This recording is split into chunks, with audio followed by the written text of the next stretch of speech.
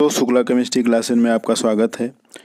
आज हम लोग इस वीडियो में एक इम्पॉर्टेंट टॉपिक बीयर-लैम्बर्ट्स लॉ क्या है इसी को इस वीडियो में पढ़ेंगे। तो चलिए प्रारंभ करते हैं। बीयर-लैम्बर्ट्स या लैम्बर्ट-बीयर लॉ।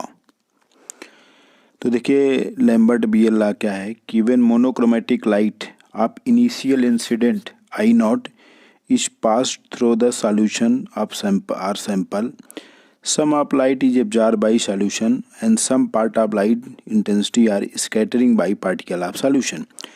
जब किसी मोनोक्रोमेटिक लाइट को जिसकी इनिशियल इंटेंसिटी आई नॉट है उसको पास कराते हैं किसी सॉल्यूशन या सैंपल से, तो कुछ लाइट जो होते हैं सॉल्यूशन के द्वारा एब्जॉर्ब कर दिया जाता है और कुछ स्कैटर कर दिया जाता है पार्टिकल ऑफ सॉल्यूशन के द्वारा।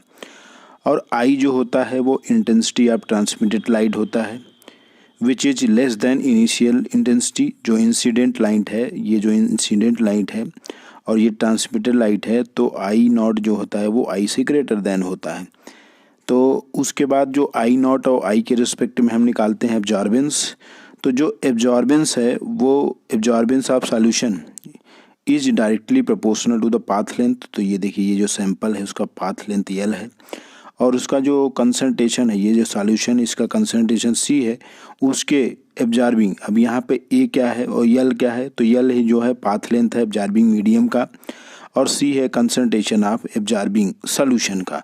तो आप देखिए ये पाथ लेंथ है एब्जॉर्बिंग मीडियम का और ये सी है जो वो कंसंट्रेशन ऑफ एब्जॉर्बिंग सॉल्यूशन है।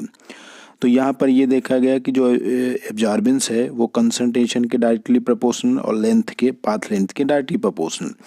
फिर इन दोनों इक्वेशन से हमने ये डायरेक्टली प्रोपोर्शनल सी एल, उसके बाद जब प्रोपोर्शनलिटी कांस्टेंट हटाया तो ये एप्सिलॉन आया और एप्सिलॉन को बोलते हैं मोलर एब्जॉर्प्शन कोफिशिएंट या मोलर एक्सटिंक्शन कोफिशिएंट।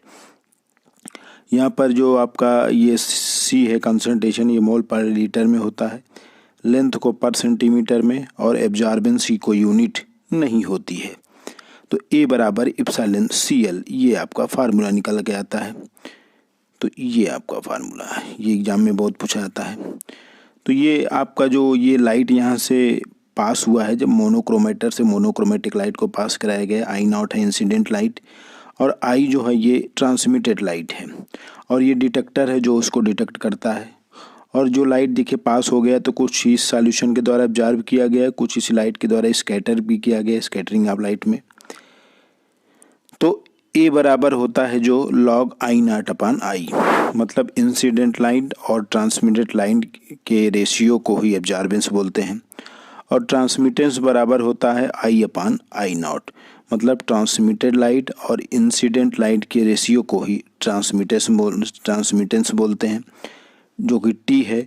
तो ए बराबर होता है log 1/t और इसको अगर लिखेंगे तो माइनस लॉग टी लिख सकते हैं। अब यहाँ पर टी का मान अगर ये रखेंगे तो आप देख सकते हो ये माइनस में जाएगा। ए बराबर minus log I upon I not. तो ए की कोई यूनिट नहीं होती, एब्जॉर्बेंस की कोई यूनिट नहीं होती है। यहाँ पर अगर हम लोग एक और फार्मूला देख सकते हैं, ए बराबर आप जानते होता है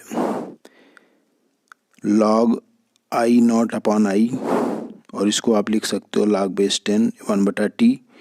तो इसको लिख सकते हो माइनस लॉग टी और इसी को हम लोग बराबर 2 माइनस लॉग %t लिख सकते हैं। तो देखिए यही आया है 100/% बराबर 2 माइनस लॉग %t। तो इसको हम एक के जो आई अपान आई नॉट अपान आई से उसी से इसको कैलकुलेट किए हैं। तो ये पूरा लैम्बर्ट-बीयर लॉ है, तो बहुत इंपॉर्टेंट ये है लॉ है, बहुत एग्जाम में पूछा जाता है। अब इसका क्या लिमिटेशन है, तो लिमिटेशन इसका पहला है कि यह केवल डाइल्यूट सॉल्यूशन के लिए यूज किया जाता है, ये कंसनट्रेटेड सॉल्यूशन के लिए नहीं यूज किया जा सकता है।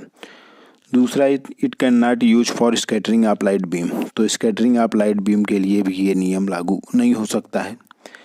तीसरा है कि when different type of molecule equilibrium to each other, जब डिफरेंट प्रकार के मॉलिक्यूल आपस में इक्विलिब्रियम में होगा तब भी ये रूल अप्लाई नहीं हो सकता है। और चौथा है this can not use for fluorescent compound, तो फ्लोरोसेंट कंपाउंड के लिए भी ये नियम अप्लाई नहीं हो सकता है। तो ये लैम्बर्ट और बीयर के कुछ लिमिटेशन थे। तो आज हम लोगों ने इस वीडियो में लैम्बर्ट-बीयर लॉ क्या है उससे संबंधित जो भी कंसेप्ट था, जो भी इक्वेशन था, उन सभी पर अध्ययन किया। शुक्ला केमिस्ट्री क्लासेस को लाइक कीजिए और सब्सक्राइब कीजिए।